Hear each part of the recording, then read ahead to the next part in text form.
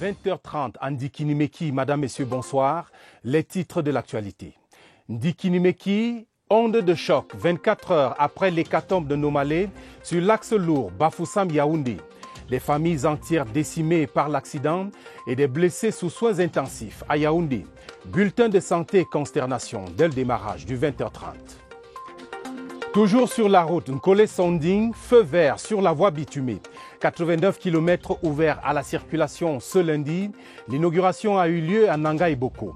Nous roulons vers la Haute-Sanaga dans ce journal. Et puis en sport, Chan 2020, le ballet de la mascotte à 19 jours du bal d'ouverture de la fête continentale du football. Après Yaoundé hier, Douala accueille demain la vedette Tara. Spectacle garanti en page des sports. Voilà pour les titres. Les détails, c'est après ce message du chef de l'État.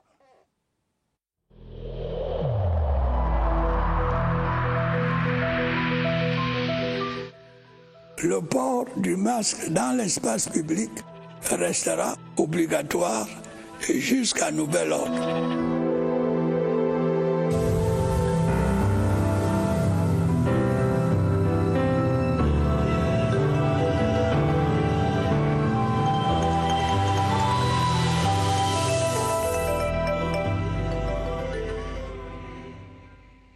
Et en ouverture du journal, ce télégramme officiel du président de la République adressé à monsieur le gouverneur de la région du centre à Yaoundé. Monsieur le gouverneur, j'ai pris connaissance du très lourd bilan humain suite au violent accident survenu au pont de Nomalé sur l'axe lourd Bafoussam-Yaoundé. Je vous demande en ces moments tragiques d'adresser mes sincères condoléances aux familles des victimes ainsi que mes souhaits de prompt rétablissement aux blessés. J'y associe la compassion émue de mon épouse et la solidarité de la nation. Comme vous le savez, j'ai instruit les autorités compétentes de prendre des mesures urgentes et appropriées pour secourir et soigner les accidentés et assister les familles durement éprouvées. Veuillez agréer, monsieur le gouverneur, les assurances de ma parfaite considération. C'est signé Paul Biya. Les Camerounais restent sous le choc au lendemain du grave accident de la circulation survenu hier à Ndikinimeki dans le centre département d'Umbam et Inubo. Le bilan provisoire fait état d'une trentaine de morts. Ce lundi, nos équipes ont fait la ronde des blessés évacués au centre des urgences ici à Yaoundé. La situation avec Oswald Medo. L'urgence de leur cas nécessitait une évacuation en urgence dans une structure plus appropriée. Et c'est le centre des urgences de Yaoundé qui les accueille. 3 des rescapés du mortel accident de la nuit du 26 au 27 décembre dernier sur la nationale numéro 4. Parmi eux, Cyril, 23 ans, Rachidatou et sa fille aussi, dont le visage reste encore marqué par la tragédie. Ils sont arrivés au Kurdi hier, dans les 18 heures. On les a reçus, on les a réévalués, quoique nous avons fait les bilans radiologiques et scanographiques. Il y avait une maman qui avait son enfant de 3 ans, et elles qui sont hospitalisées, et un jeune homme de 23 ans qui est là aussi. Les pleurs de la fillette transpercent soudain le silence de la salle d'hospitalisation. Autour de l'enfant de 3 ans, les infirmières se mobilisent. Malgré les douleurs et les meurtrissures, les médecins sont optimistes, même si les 2 adultes doivent encore passer par la salle d'opération. La maman a fait une fracture 2 os de l'avant-bras qui nécessite une intervention chirurgicale. Elle a aussi fait un traumatisme crânien. Le jeune homme de 23 ans, lui, il a une fracture hépatotibiale, une fracture de la clavicule. Les opérations seront programmées dans les prochaines heures, une fois les bilans préopératoires établis. Comme vous pouvez l'imaginer, c'est les mois au sein de nombreuses familles endeuillées. À Yaoundé, l'on dénombre des mères de famille emportées avec leur progéniture ou même tout simplement décédées en laissant enfants et petits-enfants. Il se trouve même une élève qui ne vivra plus jamais de rentrée scolaire. La douleur des familles dans cette narration de Martine Nwendenge. Hangar vide, baignetariat désert. Pour les assauts de la matinale quotidienne baignée bouillie haricots, le drame de Nomalé a des conséquences concrètes, cinglantes, sans appel. Clarisse Ouattat, la vendeuse, n'occupera plus jamais cet espace. Il était là-bas à Koutaba. Avec les enfants. Et il est parti voir son fils. Il lui a laissé les enfants là-bas. Il rentrait manger. Bonne année ici. C'est une onde de choc, une rigole de pleurs pour des dizaines de familles, des voisins aussi du quartier Carrière. Clarisse était connue de tous, une grand-mère qui avait déjà en charge les orphelins de son défunt fils. Le garçon aussi mort, c'est moins de 3 ans, par accident. Ce que je déplore beaucoup, ce n'est que les 2 enfants. À l'autre bout de la ville, au quartier Manguier, le deuil musulman déploie sa retenue, la Poulakou. Depuis dimanche, une épouse et un fils d'1 an et demi manquent à l'appel, mis en terre ce lundi matin même. J'ai causé avec elle vers 22h. Malheureusement, elle n'a pas pu arriver. Oui. C'est au cimetière musulman de Soa que Adamou Maloum a honoré les siens. Leur nouveau voisin, Hamza Yaya, 20 ans, était dans le bus de la mort, lui aussi. Le petit est décédé, on ne peut pas faire autrement. La famille de ce dernier repart à Didango, dans le Noun, faire le deuil et ses rites culturels. Ils sont arrivés précipitamment pour vivre ce cauchemar éveillé. Avenir Voyage, c'est l'agence par laquelle le drame est survenu. Dans ces installations au quartier Manguier, ici à Yaoundé, les activités se poursuivent certes, mais le personnel avoue tourner au ralenti depuis les événements d'hier. Constat sur place, Franck Evina. Avenir Voyage, agence de Yaoundé. Là où devaient débarquer les victimes de l'accident de Ndiki Nemeki, si elles arrivaient à bon port. Au loin, aucun signe visible de deuil, mais de près, une atmosphère pesante et des proches de victimes venus s'enquérir de certaines modalités. Je suis venu ici à l'agence parce que ma belle-fille était aussi parmi les accidentés. Je suis venu voir le chef d'agence qu'il me dise comment ils procèdent à la prise en charge des accidentés. Pour le moment, il n'y a pas l'ambiance habituelle à l'agence. Nous sommes endeuillés. Les gens nous ont même fui. Tristesse dans les cœurs, fonctionnement au ralenti, mais pas d'arrêt d'activité. J'ai acheté le ticket pour ma femme, c'est le 2e bus qu'on attend et c'est celui qui est garé là. Je suis venu emprunter un bus pour aller à Fouman. Des passagers prêts à partir même si le souvenir d'Ndiki demeure dans les esprits. Ce qui s'est passé hier, on doit plutôt rester en prière. Avenir Voyage vit ainsi un présent tragique en attendant les conclusions de l'enquête qui fera toute la lumière sur cet accident mortel. Et pour retrouver quand même le sourire dans ce journal, direction Nangai Boko, dans la région du centre. La section routière Kolesson, Ding et la bretelle Nangai Boko Bifogo sont désormais ouvertes à la circulation.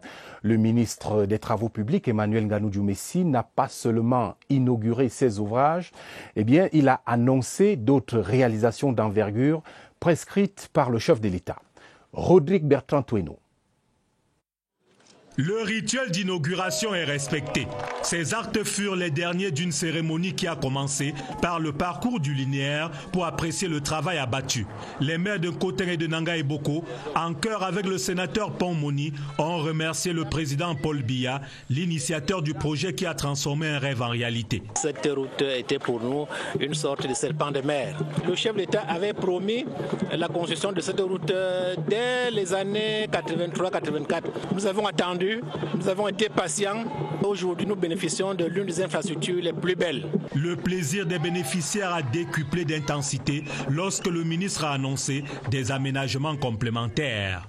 Au-delà de la chaussée, il y a des ramifications routières qui seront faites. Mais il y a aussi des infrastructures à caractère social, caractère éducatif, comme les salles de classe, les maisons de santé, les maisons de la femme qui vont être aménagées. Les maires ont été invités à entretenir cette infrastructure qui a coûté plus de 55 milliards de francs CFA au budget d'investissement public.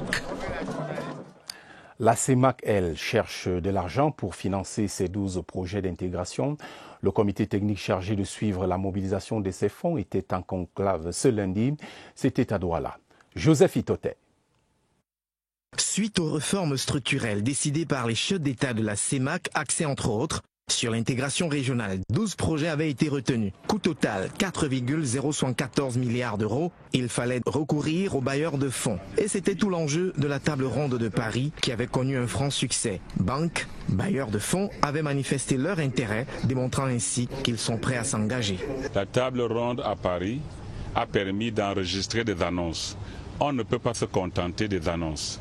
il faudrait absolument réexaminer projet par projet les annonces faites par chaque bailleur, établir un calendrier de mise en œuvre. Les membres de la commission technique vont donc s'appuyer sur des paramètres économiques précis pour envisager la mise en œuvre des 10 projets. Il s'agit d'un jeu d'intérêt, mais basé sur des données techniques. Les chefs d'État nous ont demandé d'aller travailler tous les aspects techniques de manière à ce que les annonces faites à Paris puissent se traduire en réalité sur le terrain pour le bénéfice de nos populations. Les travaux de Douala s'achèvent le 30 décembre prochain et donneront lieu à un véritable brainstorming. L'avenir s'éclaircit pour la Selucam, cette société pionnière dans la fabrication de pâtes à papier en Afrique dans les années 70. 4 ministres de la République se sont rendus à Edea ce lundi dans les locaux de cette entreprise prématurément fermée. Les chances de relance dans ce reportage de Léon Bertrand Tanefo. C'est l'histoire d'un fleuron de l'industrie papetière camerounaise qui n'a pas fait long feu. Un étendard au périgée, sur le site duquel les hautes herbes côtoient allègrement les installations totalement vétustes. Sur le chantier de la relance, une délégation interministérielle est descendue sur le terrain. Le Premier ministre chef du gouvernement a instruit en ce moment une action forte du gouvernement pour que le site soit décontaminé et finalement démantelé pour qu'il puisse servir à autre chose. Une relance qui se dessine sur une partie du site requise par la SIEP. Plus de 2500 emplois directs pourront être créés et plus de 6000 indirects. Dans sa modélisation, SIEP entend démarrer effectivement la première phase de début janvier, mais il y a un certain nombre de contraintes qui doivent être préalablement levées. En synergie, les membres du gouvernement ont réaffirmé l'accompagnement des administrations concernées et surtout la prise en compte des employés de l'ex-Selucam. À 3 jours de la fin de l'année, le 20h30 lance ce soir une rétrospective dans quelques secteurs clés de la vie nationale. Et commençons par la politique, si vous le voulez bien. Parachèvement du processus de décentralisation, mise en place progressive du statut spécial du Nord-Ouest et du Sud-Ouest, mais également reconfiguration du paysage politique au niveau du Parlement, ont particulièrement retenu l'attention de la rédaction. Augustin Guizana. Elle est effective et l'année 2020 s'est avérée celle du point d'achèvement de la décentralisation au Cameroun. Avec l'élection de 360 maires au sein des communes du Cameroun, 14 maires des villes et récemment l'élection des bureaux des 10 conseils régionaux. Dans le nord-ouest et le sud-ouest, des revendications corporatistes très vite récupérées par des groupes armés séparatistes vont plonger ces régions dans une profonde crise sociopolitique vieille de 4 ans. Au début comme en 2020, le père de la nation Paul Biya, fidèle à la Constitution, a dit non à la sécession, oui à un statut spécial. Les autorités municipales de ces 2 régions ont multiplié des campagnes anti-villes mortes. Les forces de défense et de sécurité ont mené des opérations d'envergure qui ont réduit les groupes armés à leur plus simple expression. Le retour progressif au calme a permis une animation saine de la vie politique nationale. Même les agitations et le boycott des élections par certains petits partis politiques pour reprendre le président de la République n'ont rien empêché.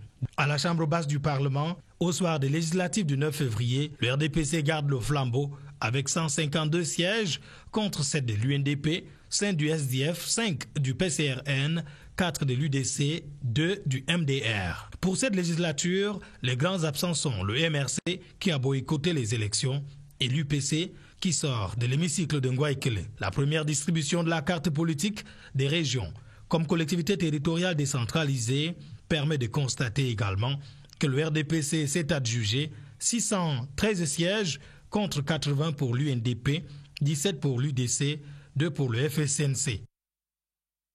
En économie, une conjoncture plutôt difficile en 2020 du fait de la crise sanitaire aiguë. Le coronavirus a infecté les secteurs productifs et plombé les recettes de l'État, obligeant même le président de la République à prendre une ordonnance qui a réduit de plus de 542 milliards de francs CFA le budget initial. L'économie nationale au cours de l'année qui s'achève, le regard de Cyril Kingembepe. Les études d'impact économique de la pandémie Covid-19 sont unanimes. La période comprise entre mars et octobre 2020 aura été critique. Le budget de l'État a connu une réduction suite à une ordonnance du président de la République du 3 juin 2020. Perte sèche, 542,7 milliards de francs CFA. On est passé de 4 951,7 milliards à 4 409 milliards avec un taux de croissance négatif, moins 2%. La fermeture des frontières a réduit le volume des échanges. Les exportations ont baissé de 14% et les importations de 16% au premier semestre 2020. Les entreprises, 96,6% dans les secteurs de l'industrie alimentaire, les services financiers, les assurances et le tourisme, ont réduit leurs effectifs. Plus de 13 800 en chômage et près de 53 400 en congés techniques, d'où la difficulté des ménages. 74% ont connu une baisse d'activité et 65% ont vu leurs revenus piquer du nez. Heureusement, l'État a volé à la rescousse des différents pans de la société. Ces mesures ont soulagé les entreprises à tous les niveaux, y compris les Bayam Salam. Parce que quand on parle des mesures, par exemple, de report du dépôt de déclaration sans pénalité, c'est une mesure qui touche tout le monde. Certaines mesures vont être reconduites pour soulager les secteurs vraiment touchés. En ce moment, le projet Filets sociaux est aux côtés de 80 000 ménages vulnérables qui reçoivent 180 000 francs CFA en 3 mois. Et pour prolonger cette analyse, je reçois à présent le chef du service économie ici à la rédaction, Lucrèce Mebenga. Lucrèce, bonsoir. Bonsoir Romuald. On vient de le voir, le Cameroun a donc connu une année difficile, mais vous dites qu'il y a lieu d'espérer en 2021. Quelles sont ces raisons porteuses d'espoir ? Il y a lieu d'espérer, Romuald, il y a lieu de croire en l'aube d'une ère nouvelle au regard des mesures prises par le gouvernement. Disons d'entrée de jeu que le Cameroun démarre l'année 2021 muni d'une boussole, à savoir la stratégie nationale de développement 2020-2030 avec comme pilier principal la transformation structurelle de notre économie avec comme point d'ancrage l'allocation des ressources des secteurs les moins porteurs vers les secteurs productifs, porteurs de croissance. En effet, la loi de finances 2021 se propose de faciliter la production et la transformation locale en exonérant de droits et de taxes de douane des équipements et intrants agricoles industriels, notamment d'une part, et d'autre part, d'imposer des droits d'assises de 25% à l'importation de certains produits que l'on fabrique sur place au Cameroun, notamment les meubles en bois, les savons, etc. Cette mesure va se traduire par la préférence nationale dans la commande publique également, et puis s'ajoutent d'autres mesures telles que le plan de soutien à la production et à la transformation locale des produits de grande consommation avec un fonds de soutien de 150 milliards de francs CFA, dont 50 mis à la disposition cette année, mis à la disposition des opérateurs économiques. On retiendrait également que le compte d'affectation dédié au financement du fonds de solidarité pour la lutte contre le Covid-19 est maintenu, montant du financement 100 milliards de francs CFA. Tout est donc mis en œuvre pour que le secteur privé joue son rôle d'accélérateur de la croissance au Cameroun. On peut y ajouter sur le plan international l'effectivité de la zone de libre-échange continentale et on va dire, Lucrèce, l'effectivité donc de cette zone qui est aussi porteuse d'espoir. Et pour finir, vous nous dites que pour le gouvernement, il est important en tout cas d'entretenir un climat d'espoir entre les différents agents économiques. Tout à fait. Commençons par la zone de libre-échange. Vous l'avez dit, c'est un marché d'1 milliard de personnes qui est une source d'opportunités pour le Cameroun et les autorités camerounaises s'appliquent à accompagner les entreprises à travers des mesures fiscales, d'assouplissement et des encadrements techniques pour que les produits camerounais correspondent aux normes et standards internationaux. Et en ce qui concerne l'espoir, comme vous l'avez dit, il faut le savoir, dans un contexte comme le nôtre, l'économie ne peut pas se mouvoir. L'économie ne peut pas se mouvoir dans un contexte d'incertitude, mais l'horizon semble s'éclaircir au regard des échos qui nous parviennent du nord-ouest et du sud-ouest en termes d'accalmie, mais également des différents plans présidentiels pour redonner vie économiquement aux régions du nord-ouest, bien sûr, du nord-ouest et du sud-est, bien sûr, mais également à la région de l'extrême nord. À cela s'ajoute la réhabilitation de la Sonara et le rôle central que le gouvernement entend donner au secteur privé dans la stratégie nationale de développement 2030. En tout cas, il y a derrière une volonté des pouvoirs publics de créer de l'espoir, mais surtout d'entretenir cet espoir à travers des actions concrètes. Merci Lucrèce. Et après le tableau que vous venez de nous présenter, il y a lieu de vous souhaiter d'ores et déjà une bonne année 2021. Bonne année à vous. Suite de cette rétrospective et de ces projections également sur 2021 demain dans le journal, le ministre de la Santé publique, Manaouda Malachi, a tenu ce lundi une réunion d'évaluation de la riposte gouvernementale contre le coronavirus. La concertation a mobilisé les parlementaires, les ordres professionnels et les sociétés savantes. Elvire Angéline Ebalé. Covid-19 en session parlementaire. L'évaluation épidémiologie rassure.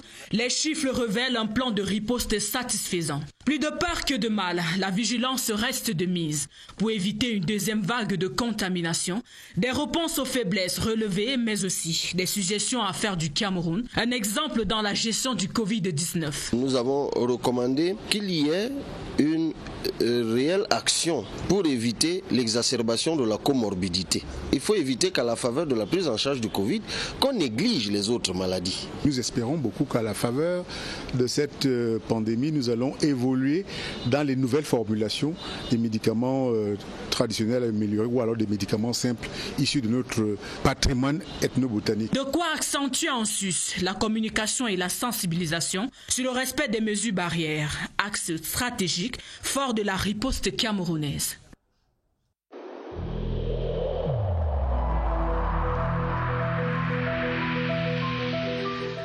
N'oublions pas que la négligence d'une seule personne peut nuire gravement à l'ensemble de la communauté.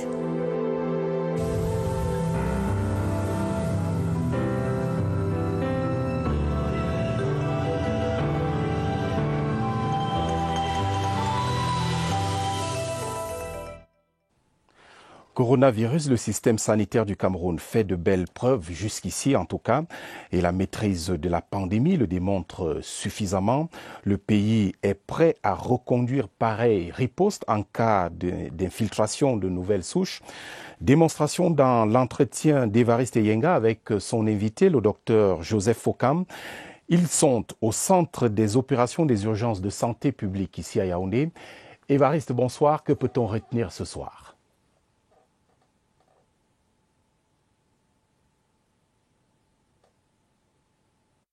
Ce que l'on peut retenir, c'est que le Cameroun n'est pas encore directement concerné par la nouvelle souche du coronavirus Covid-19 qui est réputée être de grande force de propagation dans d'autres pays européens et en Afrique du Sud. Seulement, le Cameroun se prémunit déjà au cas où.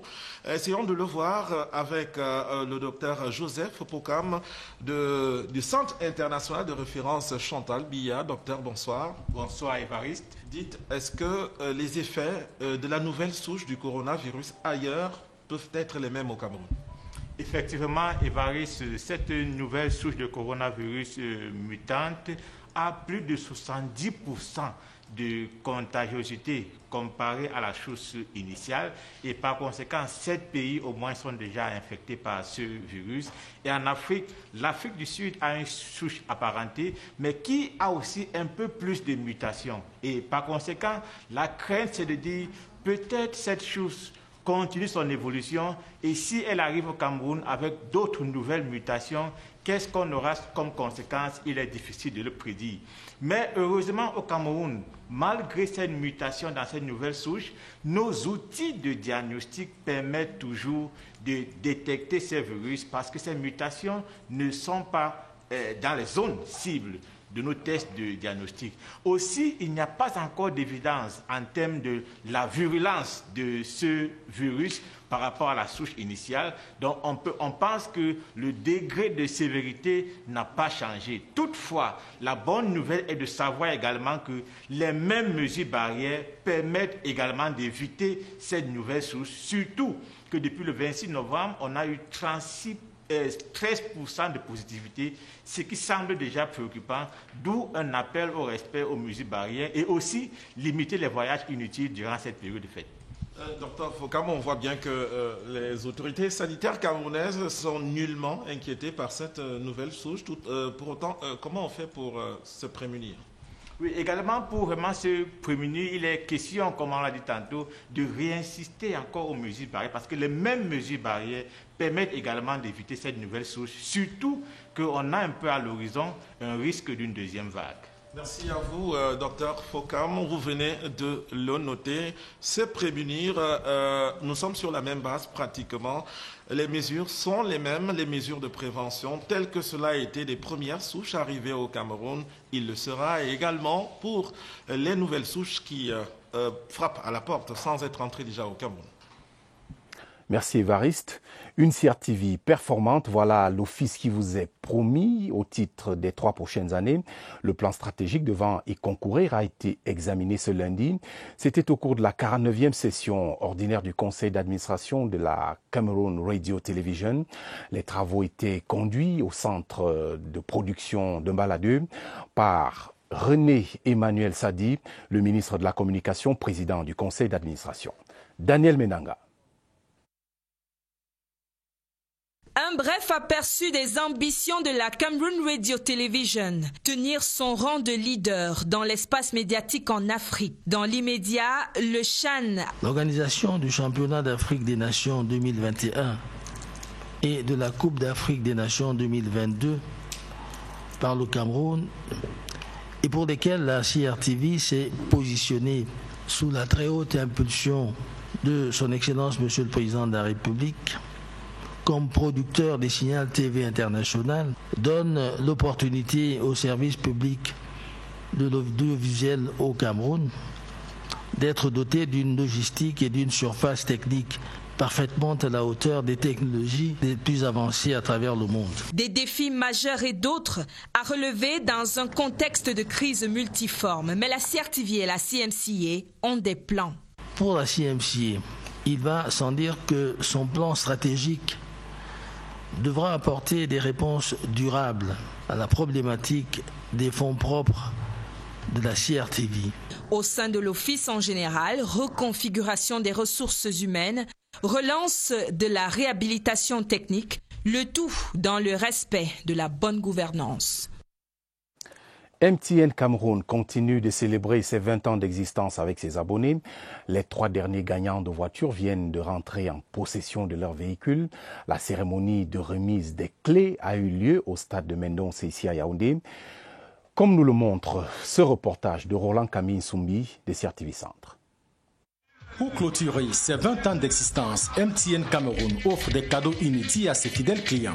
20 000 francs CFA toutes les 20 minutes, un gros lot de 20 millions de francs CFA à la fin de la promotion et 20 voitures. Parmi les gagnants des voitures, Emmanuel Akpo de Kumba, Gilles Seplon et Gaël Bibeni de Yaoundé qui ne cachent pas leur satisfaction.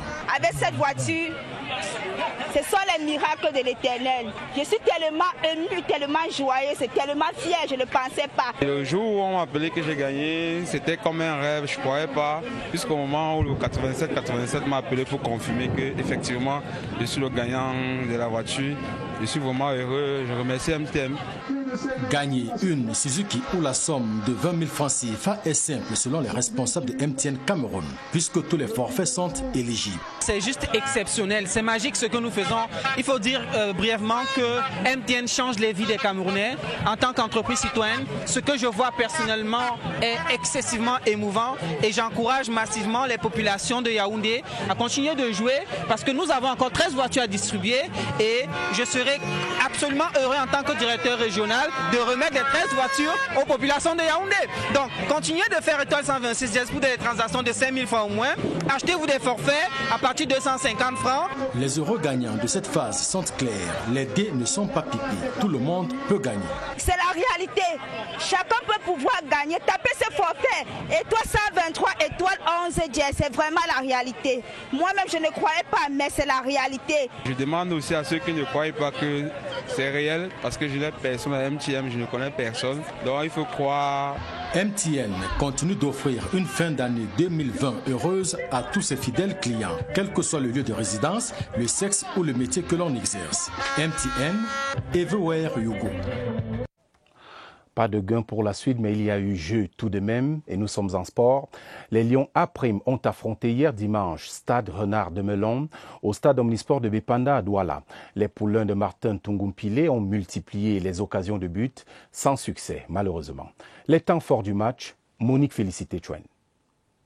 Arrivé à Douala ce samedi 26 décembre, en mi-journée, pas de répit, les Lions A' ont effectué une séance d'entraînement dans l'après-midi à huis clos. Dimanche, ils ont affronté la fougue de Stade Renard de Melon au stade omnisport de Bépanda. Les poulains de Martin Tungumpile se sont créés multiples occasions de but sans concrétiser. L'entrée de Jacques Zoa à la 77e minute n'a rien changé au score, 0 but partout. À la 92e minute, Didier Mpoupé profite d'une faiblesse dans le camp adverse et inscrit le but vainqueur. Une très belle équipe, n'est-ce pas, des Lions A', il faut le reconnaître. Mais ils auraient dû marquer, n'est-ce pas, dans le match, 1, 2, voire même 3, mais je pense que c'est ça aussi le foot. Il est question pour nous de continuer à travailler dans le même calme et la sérénité, surtout ne pas baisser les bras parce que le plus important, c'est la compétition. Martin Tungumpile enregistre ainsi sa toute première défaite en tant qu'entraîneur des A' après plusieurs matchs gagnés. Ça existe dans le sport, des moments de défaite à partir desquels on peut repartir. Donc aujourd'hui, on a perdu, mais on avait déjà gagné 4 matchs successivement, donc ça peut être considéré comme un faux pas. À 2 semaines et demie du début du CHAN, cette rencontre a permis à la team A' de mieux peaufiner ses préparatifs. Après une tournée populaire hier dans les rues de la capitale, Tara, la mascotte, est attendue demain mardi à Douala. Annonce de l'événement, rapprochement avec les populations, mais également mobilisation pour la victoire. Tel est en tout cas le sens de cette tournée nationale. Passe à Germaine Ouelessengue. À chaque événement, son symbole. Le Cameroun a choisi Tara. Va, Tara, à travers les rues et les quartiers populaires de Yaoundé, Douala et Limbé, annoncer aux Camerounais l'imminence de la cérémonie d'ouverture du CHAN le 16 janvier prochain. L'autre sens de la tournée de Tara, c'est la sensibilisation des Camerounais. Va, Tara, signifier aux uns et aux autres que le Cameroun est prêt à offrir une belle et splendide fête sportive à l'Afrique, avec en apothéose une cérémonie de clôture et la finale tant attendue le 7 février 2021. L'amulette du CHAN 2020 prépare déjà la victoire. Un trophée de la solidarité, de la fraternité, de l'harmonie et de l'unité, ciment de toute victoire commune. Tara, c'est avec le public et c'est comme à la camerounaise, ton pied, mon pied. Achevons ce journal en redonnant lecture de ce télégramme officiel du président de la République du Cameroun adressé à monsieur le gouverneur de la région du Centre. Monsieur le gouverneur, j'ai pris connaissance du très lourd bilan humain suite au violent accident survenu au pont de Nomalé sur l'axe lourd Bafoussam-Yaoundé. Je vous demande en ces moments tragiques d'adresser mes sincères condoléances aux familles des victimes ainsi que mes souhaits de prompt rétablissement aux blessés. J'y associe la compassion émue de mon épouse et la solidarité de la nation. Comme vous le savez, j'ai instruit les autorités compétentes de prendre des mesures urgentes et appropriées pour secourir et soigner les accidentés et assister les familles durement éprouvées. Veuillez agréer, monsieur le gouverneur, les assurances de ma parfaite considération, signé Paul Biya. Ainsi va le Cameroun ce lundi. Merci de votre fidélité au 20h30. Je vous souhaite d'excellents moments toute cette semaine sur votre chaîne, la CRTV. La télévision, c'est ici. Bonsoir.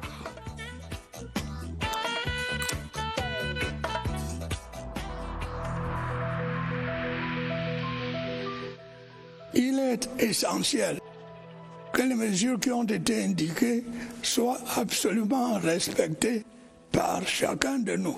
Lavez-vous régulièrement les mains à l'eau et au savon ou à l'aide d'un gel hydroalcoolique. Restez à au moins 1 mètre de distance des autres personnes, surtout si elles toussent, éternuent ou ont de la fièvre. Si vous avez de la fièvre, de la toux ou des difficultés à respirer, consultez un médecin.